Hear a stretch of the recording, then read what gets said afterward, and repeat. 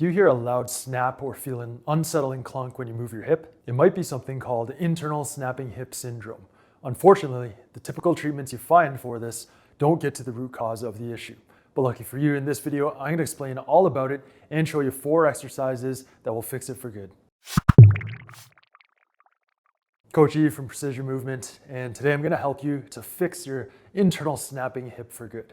Before we get to that, make sure that you subscribe to our channel because we release new videos every 1 or 2 weeks. And even if you don't have the specific issue like snapping hip that we teach in the video, you're going to find some unique exercises you won't find elsewhere that will help improve your movement longevity. So make sure you're subscribed. Now I'm going to talk about internal snapping hip syndrome and share some research that I found that will help you understand the proper direction of rehab and of fixing this issue for good. But if you find you don't have this issue, still do the exercises. And you can always just jump ahead using the links that we have below in the description or the chapters that we provide, and then you can get right into the movement. So first off, there are 2 different types of snapping hip. One is external snapping hip syndrome, which is the iliotibial band snapping over the hip bone called the greater trochanter. And 2, the one that we're going to talk about today, internal snapping hip syndrome, which is the hip flexor muscles or the iliopsoas snapping over a bony part of the pelvis. Now, I actually found a video using ultrasound that shows the psoas muscle snapping over and how it moves abruptly, and that's what causes the clunking or the loud snap that you hear. Here's an example, a pathologic example of internal snapping hip. We see here the iliopsoas tendon or the psoas major tendon, the intramuscular septum, and the medial fibers of the iliacus, and we're going to watch this tendon during the extension phase as it makes 2 movements actually, one there and one there. We'll show that again. An abrupt movement right there and another one right there as it's released back to the bone, creating the snapping sensation. Abrupt movement right there and one more as it's released back to the bone. So if your symptoms are in this area, whether it's a loud snap or a clunking feeling, that's the hip flexors, that's the iliopsoas, and that is internal hip snapping syndrome. So why does this problem happen in the first place? Well, the number one reason is from sitting. When you sit, your hips are flexed and your hip flexor muscles are shortened. But it's not just short, tight muscles. It's the fact that the muscles are neuromuscularly taut. Your brain is firing them and using them to work to help you to maintain the sitting position because the hip flexors not only cross the hips here, but they also go up to the lumbar spine and help you maintain the neutral spine position when you're sitting. So when they're taut, they're always on. The brain is always firing them, even at a low level. And then what happens is when you try to lengthen them, the clunk happens when you're lowering your leg. The muscles don't know how to relax. And that's why you not only have to lengthen the muscles, teach the muscles how to lengthen, but you have to teach them how to lengthen under control. And that's known as an eccentric muscle contraction. The muscle, even though it's lengthening, it's still contracting and it's properly lengthening through the full range of motion. So we not only have to restore proper length, but we have to restore strength to the muscle and neuromuscular control. And I found a study that explains this perfectly. The title of the study is Understanding and Treating the Snapping Hip. And the authors say that if the problem is that excessive muscle activation is increasing the tension in the muscle, the intervention is directed at modifying neuromuscular control to allow muscle lengthening while still maintaining eccentric control. This failure to appropriately relax the muscle is commonly seen in patients with internal snapping hip syndrome. The authors of this study state exactly what I found in my experience, is that it's a problem of relaxing an overactive muscle as opposed to just trying to deal with a muscle that is quote unquote just short. And you not only have to restore that ability to relax the muscle, but you have to restore the ability to lengthen the muscle while the muscle is still contracting. So that eccentric muscular control of the iliopsoas. And I've actually found this through my own experience. I used to have really terrible internal snapping hip. When I would do leg raises, when I'm lying on my back and lowering my legs, I would get a massive clunk in my right hip. And it wasn't until I learned how to contract my psoas eccentrically that the snapping went away. And it's still gone to this day. So I know these exercises can work for you and they can work for the long term. The first technique is active self-myofascial release for the hip flexors. And for this, you'll need a massage ball and some kind of weight. I've got just a dumbbell here. It's 15 pounds. You could use anywhere from 10 to 15 pounds, should be sufficient. So this technique is useful for relaxing the iliopsoas. It's also useful for developing and starting to develop that mind to muscle connection, because the pressure and the pain brings your attention to that area, and then you know what area you need to activate and contract in the future to properly strengthen this muscle and restore proper function. So for this technique, we're doing the hip flexor area, which is the front of the hip, right up into past the pelvic bone here. So you can go right from around on top of the bone. You start with your leg bent, and then you put the ball in there, and then you put the weight on top. And from here, all you're doing is first trying to relax as much as possible, so don't tense up. That defeats the purpose. And then you slowly slide your foot down until your leg is straight. Then you bring it up, move to a slightly different area. And I mean, if you need to push more on the weight, then that's fine. As long as you can maintain relaxation and you can breathe naturally as you're doing it, then the more pressure is fine. So you just keep repeating this all in different areas. Nice and slow, staying relaxed, breathing naturally for about 1 to 2 minutes. Don't have to count reps, just 1 to 2 minutes. Just going slow and under control. And this, like I said, is going to help to relax the muscle, because the problem is that the iliopsoas, the hip flexors, are neuromuscularly taut. They're active. They're not just short and shut off. So this will relax those taut muscles and help to improve your mind and muscle connection to that area, which will be beneficial for the next 3 exercises. Now that we've released the muscle, we've got some of that mind to muscle connection, we're going to activate the iliopsoas muscle, and we're going to lengthen it and strengthen it at its end range of motion. So when your hip is extended, not when your hip is bent, but when your hip is extended. And this technique is the side-lying hip extension ERE technique. And ERE stands for end range expansion. I recently just published a new program with a lot of these techniques called the 20-minute mobility program. You can find that in ROM Coach. So what you're doing is you're setting up and side lying, and you want to make sure that the hip that's closest to the floor is in neutral or in slight extension. So it's back a little bit behind your body.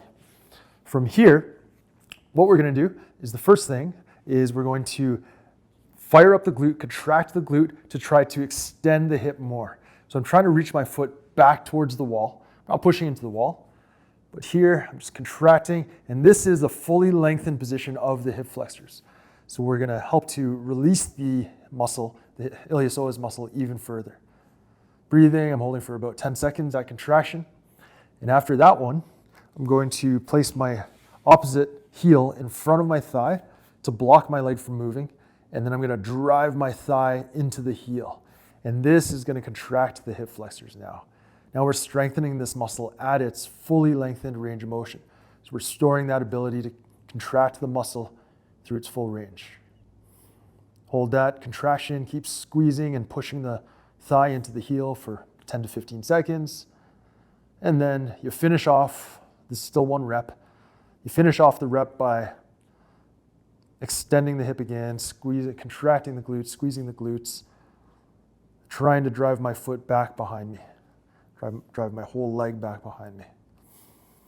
You breathe naturally as you're doing this, holding for 10 to 15 seconds, strong contraction, as strong as you can go there, and then gradually let everything go. And that's 1 repetition. And I recommend, for every exercise that I show, I recommend you do both sides, because these exercises are not only rehabilitative, but they're also preventative. The third exercise is another one of my unique exercises that really gets to the heart of the problem here, which is psoas, poor activation, poor strength of the iliopsoas muscle. And this is the Slumpy Psoas Activator exercise. So for this technique, you need a stable stool like this one, stable chair. You don't want something really cushiony. The first thing you're going to do is start in the slumpy position. From here, we're going to lift up 1 leg, 1 foot off the ground, and then bring your opposite hand and press the knee into the hand and the hand into the knee. This activates the psoas muscle, that muscle that we were targeting. So if you find that you get a little too much activation on the outer hip, this is the TFL, tensor fascia lata, what you can do is push your knee out to the side a little bit and then bring your foot in towards the middle. And that will just help to bias the psoas and turn off the TFL. So I'm pressing hand to knee, knee to hand, and then from here, I'm going to straighten myself up, stick my butt out into an anterior pelvic tilt, and think of sucking my leg in towards my pelvis. Once I'm in this position, I hold this for 5 seconds, strong contraction. We're trying to wake this muscle up and strengthen it, and feel the contraction. And after 5 seconds, think of keeping that contraction on as I lower my foot to the ground.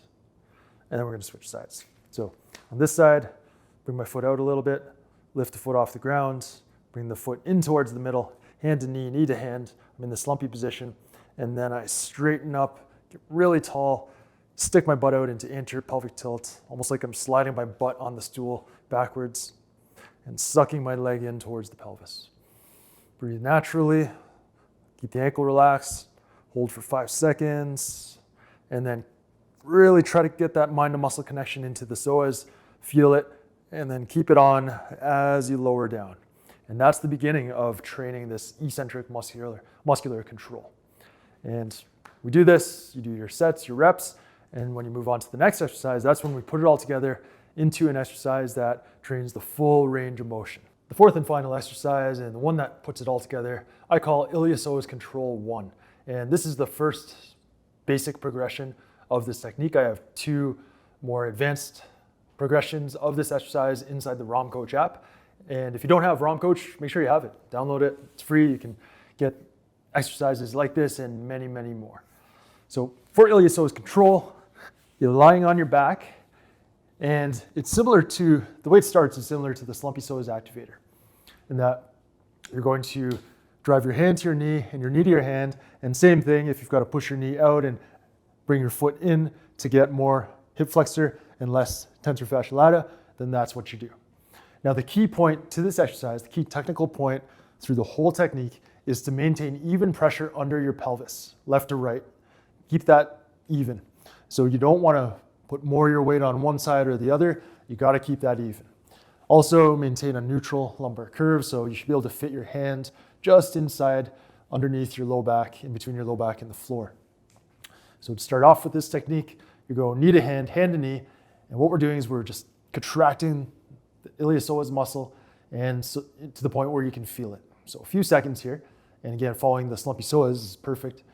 So now I can feel that muscle's on. I've got even pressure between my pelvis, left to right, balance, and then I keep that muscle on as I slowly bring my foot to the floor and then slide the foot until my leg is fully straight, keeping the muscle on the whole time. Then I return slowly, foot, so that my feet are even. And then I relax everything. Repeat on the other side. Knee to hand, hand to knee, feel that. There it is, keep it on. Even left-right pressure under my pelvis.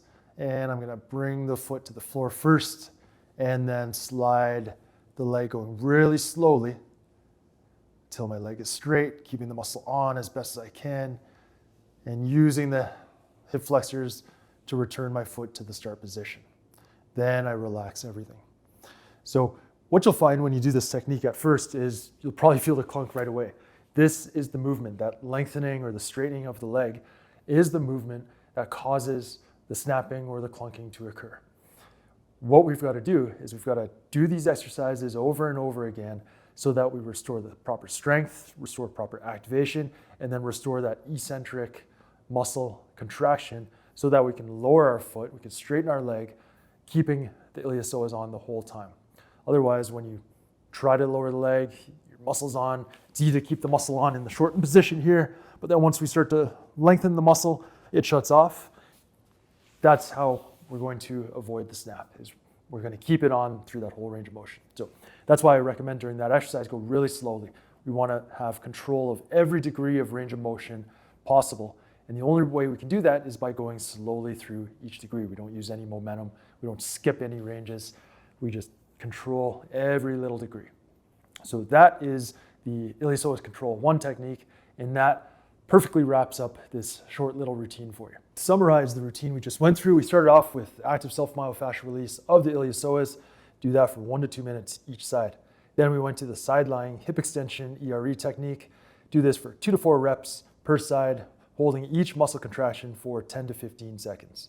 Next, we went to the Slumpy Psoas Activator, do 2 sets of 46 reps per side, holding each contraction for 5 seconds.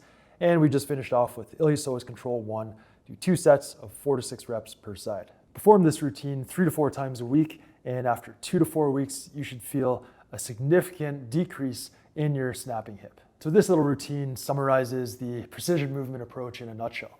We want a really concise, efficient, effective routine. We've got unique exercises that you can do in the comfort of your own home so you can be consistent with them. And we've got a targeted approach that gets to the root cause of the issue. So I've got a couple other exercises that you can try out later after you've done this routine for at least 2 weeks here and here. But if you've got any pain in the hips associated with a snapping hip, then we've got to dig a little deeper. And for that, I have the Hip Pain Solution Program, which you could find inside the ROM Coach app. So just visit this link to learn more about how you can get the premium version of ROM Coach and unlock the hip pain solution to deal with your hip pain and your snapping hip for good.